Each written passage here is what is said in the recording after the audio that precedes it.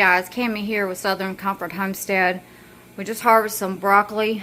We've been harvesting some, but today's harvest is pretty good. No complaints.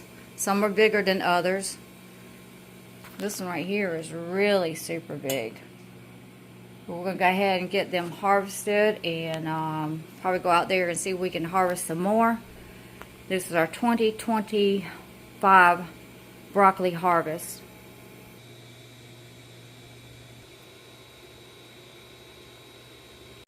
So we got all our broccoli into a canner pot, a water bath canner. It just, to me, go ahead and get it done, just makes it more simplified. These are going to be blanching for 4 minutes. So we just put them on there and we're going to blanch them for 4 minutes. Now I always make sure that I set my timer, because that way I'm not second guessing it. But blanching means that you're partially cooking the broccoli, killing the enzymes that's in the food, and it helps it to preserve a lot longer. So after this, once it blanches, once we get this to heat up and more or less steam it. Now you can put it into a steamer, but I have a lot of broccoli here, so doing it this way is the best for me. And then we're gonna let this blanch, and then we're gonna take and put it onto a cookie sheet with a towel in that cookie sheet, and then let it just drip dry. And it won't completely dry, but we're going to let it drip dry, and then we're going to store it into freezer bags. So our broccoli is ready. Now I'm going to do it a little bit differently than most people do. I'm going to do it grandma's way. And we got this big canner here. I've already got my cookie sheet right here and a towel laid over it. Now most people take and dip this in ice cubes, and I guess that would help slow down the cooking. But laying it out like this, it's not going to take very long to cool down. So most people take and put it in a strainer. You see it steaming there. Put it in a strainer and drip it off. But what I'd like to do, because it takes no time, and I just lay it out. I just let it drip.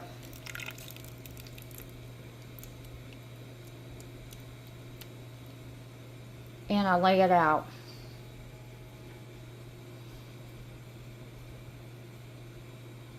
There's a fan over me, so it really doesn't take that long to cool off.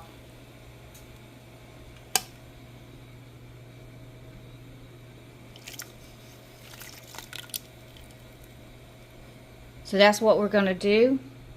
We're going to lay these out, and I promise you it won't take very long for them to cool off. Now that didn't take very long. And we are getting these ready for the freezer. This right here is already cool. How simple is that?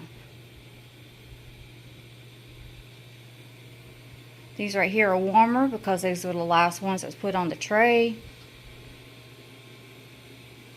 So it took maybe a minute to put those right there. And now we'll let them sit there for a little bit and sort of air dry, drip dry, and we'll be ready for the freezer. So I like to use Ziploc storage bags or freezer bags. They really do keep very well, but I'm going to be stored into 2-gallon bags. It's a big bag. And the reason of that, I can store it all in there, and even if it sticks together, all I got to do is hit it onto the counter a little bit, and they break apart, and I take out the amount that I want. And this makes it really super simple and easy. And then into the freezer, I can find my broccoli. I'm not hunting everywhere, looking everywhere to find the broccoli. So while it's onto this cookie sheet, I usually like to take my hand and just move it around. They're just about as dry as they're going to be as far as going into the freezer. This is the last tray. And these right here are really cold to the touch. But moving this around like this not only helps to get the water to drip down, of course now it's already did that, but it also cools it off real fast.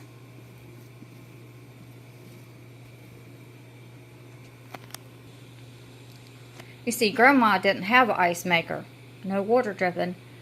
So we have to think back, what did our ancestors do to preserve their food?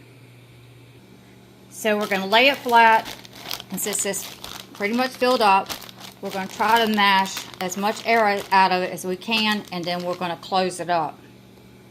And you notice I've got the name of the food product and the date. So this is how I put broccoli up like Grandma. Simple and easy. And we're done.